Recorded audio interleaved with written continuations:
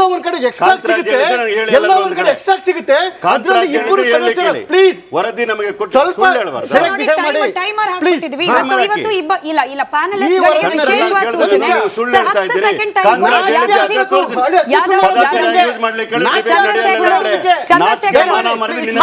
ಕೇಳಿಸ್ಕೊಳ್ಳಿ. ಒಂದು ವಿಶೇಷ ಪ್ರಕಟಣೆ ಯಾದವ್ಜಿ ಚಂದ್ರಶೇಖರ್ ಅವರಿಗೆ ವಿಶೇಷ ಪ್ರಕಟಣೆ.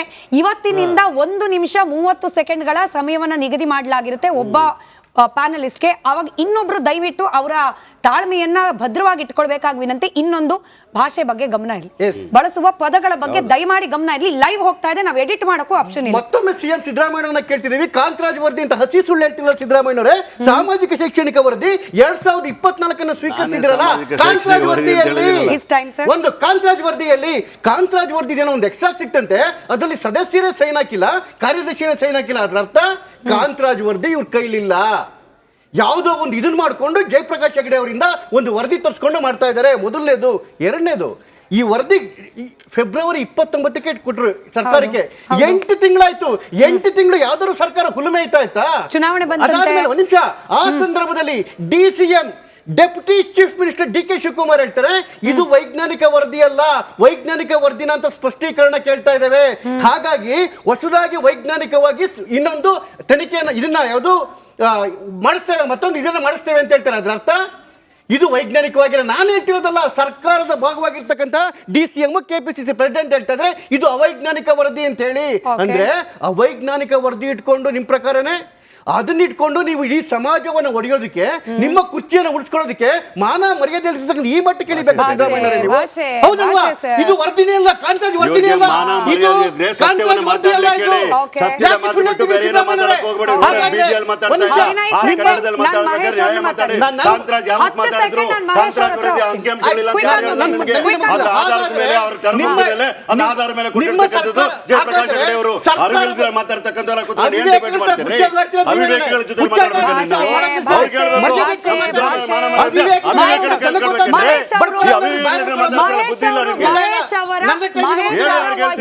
ಇದು ಸಮಯ ಮುಗಿತು. ಚಂದ್ರಶೇಖರ್ ಜಿ ಆಯ್ತು. ಯಾದವ್ ಅವರೇ, ನಾನು ಅಬ್ಜೆಕ್ಟ್ ಮಾಡ್ತಿದ್ದೀನಿ. ಮಹೇಶ್ ಅವರ ಆಡಿಯೋ ಆನ್ ಪ್ಲೀಸ್. JDS ವಕ್ತಾರರಾದ ಮಹೇಶ್ ಅವರ ವಾಯ್ಸ್ ಮಾತ್ರ ಆನ್ ಏರ್. ಮಹೇಶ್ ಜಿ, ಮೂಡ ಮರ್ಸೋಕೆ ವಾಯ್ಸ್ ಆನ್ ಏರ್ ಹೋಗ್ತಾ ಇಲ್ಲ. ವಾಯ್ಸ್ ಆನ್ ಏರ್ ಹೋಗ್ತಾ ಇರೋದು ಕೇವಲ ಮಹೇಶ್ ಅವರು. Yadav ji, Mahesh ji on air. Yadav ji, Mahesh ji on air. Mahesh ji on air. Mahesh ji, ಮೂಡ ಮರ್ಸೋಕೆ ಮುನ್ನೆಲೆಗೆ ಬರ್ತಾ ಇದೆಯಾ ಗಣತಿ? ನೋಡಿ ಸ್ಮಿತಾಜಿ, ಮೊದಲನೇ ಬಾರಿಗೆ ಈ ಏನ್ ಜಾತಿ ಗಣತಿ ಅಂತಿದೆ ಇದು ಕಾಂಗ್ರೆಸ್ನ ಪಾಲಿಸಿಯೇ ಅಲ್ಲ. ಹಾಗಾದ್ರೆ ಏನಪ್ಪಾ ಅಂತ ಹೇಳಿದ್ರೆ the brain changes of Siddaramaiah policy ಅಲ್ವಾ? ಖಂಡಿತ ಕಾಂಗ್ರೆಸ್ನ ಇದು ನೀತಿ ನಿಯಮನೇ ಅಲ್ಲ. ಇದು ಯಾವುದು ಜಾತಿ ಗಣತಿ, ಇದು brain changes of Siddaramaiah. Rahul Gandhi ಅವರು ಅತಿ ಹೆಚ್ಚು ಬಳಸಿದ ಪದ ಬಹುಶಃ ಇದು ಒಂದು ಚುನಾವಣೆ. ನೋಡಿ, ಕೆಲವು ಕಾಲಘಟ್ಟಗಳಲ್ಲಿ ಯಾವಾಗ ಬ್ರೈನ್ ಚೇಂಜಸ್ ಅನ್ನ ಮಾಡಬೇಕು ಅಂತ ಸಿದ್ದರಾಮಯ್ಯನವ್ರಿಗೆ ಗೊತ್ತಿದೆ. ಆದ್ರೂ ಅದಕ್ಕೋಸ್ಕರ ಇದು ಒಬ್ಬ ವ್ಯಕ್ತಿಯ ಡಿಮಾಂಡ್ ಅಷ್ಟೇ. ಒಬ್ಬ ವ್ಯಕ್ತಿಯ ಡಿಮಾಂಡ್. ಯಾವಾಗ ಒಬ್ಬ ವ್ಯಕ್ತಿಯ ಡಿಮಾಂಡ್ ಆಗಿದೆ ಇದು ಜಾತಿ ಗಣತಿ ಬಂದಾದ ನಂತರ ಅಂತ ಲೋಕಸಭಾ ಚುನಾವಣೆಯ ಸಂದರ್ಭದಲ್ಲಿ ಆ ಹೆಗಡೆ ಅವರು ಏನು ಇವ್ರದ್ದು ವರದಿಯನ್ನು ಕೊಡ್ತಾರೆ ಕಾಂಗ್ರೆಸ್ ಪಕ್ಷದ ಸಿದ್ದರಾಮಯ್ಯನವರಿಗೆ, ಅವರನ್ನು ಸಹ ನಿಲ್ಲಿಸಿದ್ರು. ಎಲ್ಲಿ? ಚುನಾವಣೆಯಲ್ಲಿ ಸೋತು ಸುಣ್ಣ ಆದ್ರು ಅವರು. ಆಗೇನಾಗಿತ್ತು, ಇವ್ರದ್ದು 15 ಜನ ಗೆದ್ಬಿಡ್ಲಿ ಲೋಕಸಭಾ ಚುನಾವಣೆಯಲ್ಲಿ, ನೋಡೋಣ ಆಗ ಜಾತಿ ಗಣತಿಯನ್ನು ತೆಗೆದುಕೊಳ್ಳೋದ ಅಥವಾ ವರದಿಯನ್ನು ಬಿಡುಗಡೆ ಮಾಡೋದ ಅನ್ನೋದು ಇವ್ರ ಇಂಟೆನ್ಷನ್ ಆಗಿತ್ತು. ಯಾವಾಗ ಇವರು ಸಂಪೂರ್ಣವಾಗಿ ಸೋತು ಸುಣ್ಣ ಆದ್ರು ಲೋಕಸಭಾ ಚುನಾವಣೆಯಲ್ಲಿ, ಅಲ್ಲಿಗೆ ಜಾತಿ ಗಣತಿಯನ್ನ ಸಂಪೂರ್ಣವಾಗಿ ಭದ್ರವಾಗಿ ಲಾಕ್ ಮಾಡಿ ಇಟ್ಟಿದ್ರು ಒಂದ್ ಕಡೆ. ಎರಡನೇದೇನಪ್ಪಾ ಅಂತ ಹೇಳಿದ್ರೆ, ಈಗಲೂ ಸಿದ್ದರಾಮಯ್ಯನವರ ಆಟ ಹೇಗಿದೆ ಅಂತ ಸತ್ಯ ಹೇಳ್ಬಿಡ್ತೀನಿ ರಾಜ್ಯದ ಜನರಿಗೆ. ಜಾತಿ ಗಣತಿ ಆಧಾರದ ಮೇಲೆ ಯಾವಾಗ ತಮ್ಮ ಬುಡಕ್ಕೆ ಈಗ ನೀರು ಬಂದಿದೆಯೋ ಮೂಡ ಹಗರಣದಿಂದ, ಇದೇ ಸಂದರ್ಭವನ್ನು ಆಧಾರವಾಗಿ ಇಟ್ಕೊಂಡು ಅದೇ ಪಕ್ಷದ ಹೈಕಮಾಂಡ್ ಏನ್ ಮಾಡ್ತಾ ಇದೆ, ಇವ್ರಿಗೆ ನೀರು ಬಿಡ್ಬೇಕಲ್ಲ ಬಿಸಿನೀರ್ನ ಸಿದ್ದರಾಮಯ್ಯನವ್ರಿಗೆ, ಅದಕ್ಕೋಸ್ಕರ ಅಹಿಂದ ವ್ಯಕ್ತಿಯನ್ನು ಹುಡುಕ್ತಾ ಇದೆ ಮುಖ್ಯಮಂತ್ರಿ ಮಾಡೋದಿಕ್ಕೆ. ಅಹಿಂದ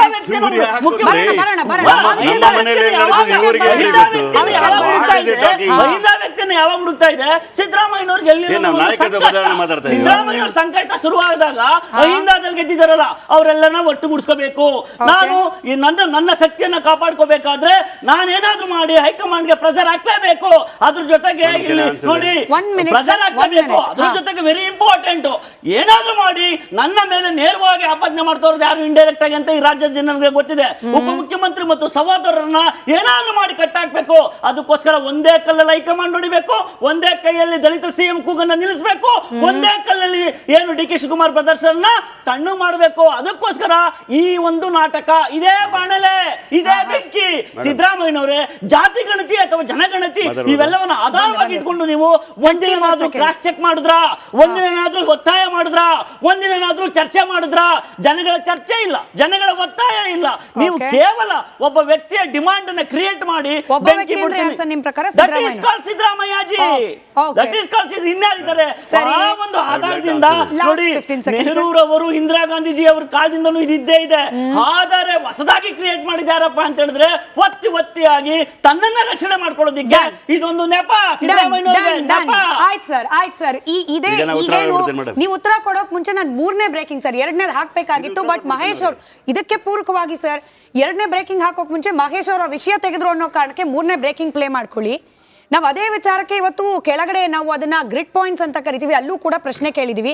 ಜಾತಿ ಗಣತಿ ಅನ್ನೋದು ಅಥವಾ ಈ ಸಮೀಕ್ಷೆ ಏನಾಗಿದೆ, ಸಮೀಕ್ಷೆ ಅನ್ನೋದು ಯಾವಾಗೆಲ್ಲ ಪ್ರಸ್ತಾಪ ಆಗಿದೆ, ಒಂದರ್ಥದಲ್ಲಿ ಜೇನುಗೂಡಿಗೆ ಕೈ ಹಾಕಿದಂತಹ ಅನುಭವ ಹೀಗೆ ವಿಶ್ಲೇಷಣೆ ಆಗ್ತಾ ಇರೋದು. ಹಾಗಾಗಿ ಈಗ ಆಲ್ರೆಡಿ ಮೂಡ ಅನ್ನೋ ಬಿಸಿ ಬಾಣಲಿಯಲ್ಲಿರುವ ಸಿದ್ದರಾಮಯ್ಯನವರು ನಿಜಕ್ಕೂ ಕೂಡ ಜಾತಿ ಗಣತಿ ಹೆಸರಿನ ಬೆಂಕಿ ಕೈ ಹಾಕೋ ಪ್ರಯತ್ನಕ್ಕೆ ಮುಂದಾಗ್ತಾರಾ, ಅಥವಾ ಮಹೇಶ್ ಅವ್ರು ಹೇಳ್ತಾ ಇದ್ದ ಹಾಗೆ ಅಹಿಂದ ವರ್ಗದ ನಾಯಕ ನಾನು ಅನ್ನೋದನ್ನ ಮತ್ತೆ ಮತ್ತೆ ಹೈಕಮಾಂಡ್ ನಾಯಕರ ಮುಂದೆ, ತಮ್ಮದೇ ಪಕ್ಷದ ನಾಯಕರ ಮುಂದೆ ಪ್ರೂವ್ ಮಾಡಲಿಕ್ಕೆ ಶಕ್ತಿ ಪ್ರದರ್ಶನ ಕಣಿಯಾಗ್ತಿದ್ದಾರಾ?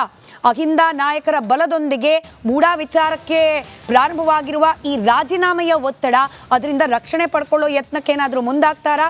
ಗಣತಿ ಮುಂದಿಟ್ಟು ಹೈಕಮಾಂಡ್ಗೂ ಸೂಚನೆಯನ್ನ, ಸಂದೇಶವನ್ನ ರವಾನೆ ಮಾಡ್ತಾರಾ ಸಿದ್ದರಾಮಯ್ಯನವರು? ಶಾಮನೂರು ಶಿವಶಂಕರಪ್ಪನವರ ರಿಯಾಕ್ಷನ್ ಇದೆ. ಆಗ್ಲೇನೆ ರವೀಂದ್ರ ರೇಷ್ಮೆ ಸರ್ ಅವರು ಪ್ರಸ್ತಾಪ ಮಾಡ್ತಿದ್ರು, ಇವತ್ತೂ ಕೂಡ ಅಸಮಾಧಾನ ವ್ಯಕ್ತಪಡಿಸಿದ್ದಾರೆ. ಅದನ್ನ ಕೇಳಿಸ್ಕೊಳ್ಳಿ, ನಂತರದಲ್ಲಿ ಚರ್ಚೆ. ನಾವು ಈಗಾಗಲೇ ಅದ್ರ ಬಗ್ಗೆ ಹಿಂದೆ ನಾವು ವಿರೋಧ ವ್ಯಕ್ತಪಡಿಸೋ ನಮ್ಮ ವೀರಶೈವ ಮಹಾಸಭೆಯಿಂದ ಹೊಸದಾಗಿ ಜನಗಣತಿಯನ್ನು ಮಾಡಲಿ ಅವರು. ಯಾಕೆಂದರೆ ವೀರಶೈವದೊಳಗೆ ಎಲ್ಲ ಬೇರೆ ಬೇರೆ ಮಾಡಿ, ಒಳಪಂಗಡಗಳನ್ನೆಲ್ಲ ಬೇರೆ ಬೇರೆ ಮಾಡಿ ನಮ್ಮ ಜನಸಂಖ್ಯೆ ಕಡಿಮೆ ಮಾಡಿದ್ದಾರೆ ಅದ್ರಾಗ. ಅದಕ್ಕೋಸ್ಕರ ನಾವು ಅದನ್ನು ವಿರೋಧ ಮಾಡ್ತೇವೆ.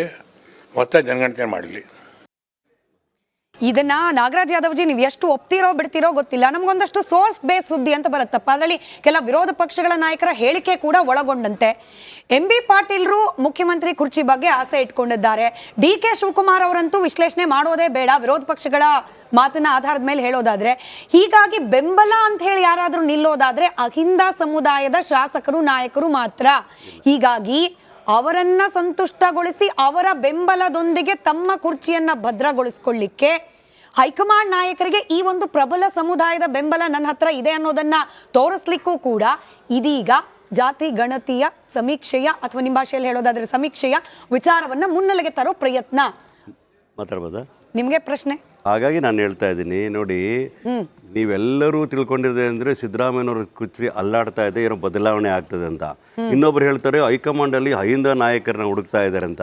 ಇನ್ನೊಬ್ರು ಹೇಳ್ತಾರೆ ಅವ್ರ ರಕ್ಷಣೆಗೋಸ್ಕರ ಮಾಡ್ತಾರಂತ. ಇದೆಲ್ಲ ಅಪ್ಪಟ ಸುಳ್ಳು, ತಪ್ಪು ಅಂತ ನಾನು ಗ್ರಹಿಕೆನ ಮಾತನ್ನು ಹೇಳ್ತಾ ಇದ್ದೀನಿ. ನಾನು ವಕ್ತಾರನಾಗಿ ನನ್ನ ಮನೇಲಿ ನಡೀತಾ ಇದ್ದ ವಿಚಾರ ನನಗೆ ಚೆನ್ನಾಗಿ ಗೊತ್ತಿರೋದನ್ನ ಹೇಳ್ತಾ ಇದ್ದೀನಿ. ಪ್ರಮಾಣ ಮಾಡಿ ನಿಮ್ಮಂದೆ ಹೇಳ್ತಾ ಇದ್ದೀನಿ ಕೇಳಿ. There is no discussion of leadership change in Congress. ನಿಜ 110%. Take it for me. ನಾನು ಅಧಿಕೃತವಾಗಿ ಹೇಳ್ತಾ ಇರ್ತಕ್ಕಂಥದ್ದು. There is no discussion of such things at all in Congress. ಹೈಕಮಾಂಡಲ್ಲಿ ಇರ್ಬೋದು ಅಥವಾ ಸ್ಟೇಟ್ ಹೈಕಮಾಂಡಲ್ಲಿ ಇರ್ಬೋದು, ಯಾವುದೇ ಚರ್ಚೆಗಳಿಲ್ಲ. ಈಗ ಆಗಿರ್ತಕ್ಕಂಥ ವಿಚಾರದಲ್ಲಿ ರಾಜಕೀಯ ಪ್ರೇರಿತವಾಗಿ ಮಾಡಿರ್ತಕ್ಕಂಥ ವಿಚಾರಧಾರೆಗಳನ್ನು ಕಾನೂನುಬದ್ಧವಾಗಿ ಎದುರಿಸಬೇಕಂತ ಸಿದ್ದರಾಮಯ್ಯರು ಸಮರ್ಥವಾಗಿದ್ದರೆ ಅವರೇ ಖುದ್ದು ಲಾಯರ್ಗಳಿಂದ ಆಗಿರೋದ್ರಿಂದ ತಲೆನ ಕೆಡಿಸ್ಕೊಳ್ಳೋ ಅವಶ್ಯಕತೆನೇ ಇಲ್ಲ. ಇಂಥ ವಿಚಾರಗಳು ಬಂದಾಗ ನಿನ್ನೆ ಒಂದು ಬ್ಯಾಕ್ವರ್ಡ್ ಕ್ಲಾಸ್ ಮೀಟಿಂಗ್ಗಳ ಸಭೆ ನಡೆದಾಗಲೂ ಕೂಡ ವಿಸ್ತೃತವಾಗಿ ಚರ್ಚೆ ಆಗಿದ್ದು ಸಮೀಕ್ಷೆ ಬಗ್ಗೆ, ಆರ್ಥಿಕವಾಗಿ ಶೈಕ್ಷಣಿಕವಾಗಿರ್ತಕ್ಕಂಥ ಸಮೀಕ್ಷೆ ಬಗ್ಗೆ ಚರ್ಚೆ ಆಯಿತೇ ಹೊರತು ಯಾವುದೇ ಕಾರಣಕ್ಕೂ ಕೂಡ ಯಾವುದೇ ಕುರ್ಚಿಯ ಬಗ್ಗೆ ಆಗಲಿ, ಇನ್ನೊಬ್ಬರ ರಕ್ಷಣೆ ಮಾಡೋದೇ ಬಗ್ಗೆ ಆಗಲಿ, ಪೊಲಿಟಿಕಲ್ ಸ್ಟ್ರಾಟಜಿ ಮಾಡೋದು ಇಲ್ಲ. ನಾಳೆ 7ನೇ ತಾರೀಕು 12 ಗಂಟೆಗೆ ರಾಜ್ಯದ ಮುಖ್ಯಮಂತ್ರಿಗಳ ಅಪಾಯಿಂಟ್ಮೆಂಟ್ ತಗೊಂಡಿರ್ತಕ್ಕಂಥವ್ರು, ಹಿಂದುಳಿದ ವರ್ಗದ ಆಯೋಗದ ಮಾಜಿ ಅಧ್ಯಕ್ಷರು 4 ಜನ ಸೇರಿ ತಗೊಂಡಿರ್ತಕ್ಕಂಥದ್ದು, ಎಲ್ಲ ಪಕ್ಷಗಳ ಅಧ್ಯಕ್ಷರುಗಳು ಲೆಟರ್ ಬರೆದಿರ್ತಕ್ಕಂಥದ್ದು